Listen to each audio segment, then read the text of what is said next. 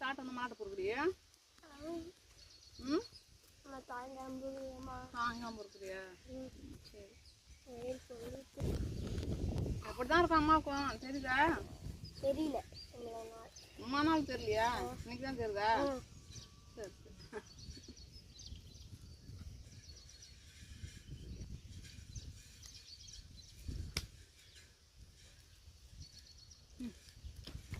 போதுமா?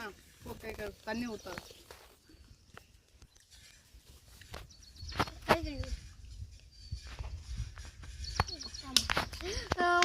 இறங்கி வைக்காதா, காலை வைக்காதடா. இந்த 2 இட்லி இருக்கும் உனக்கு, சாப்பிடு.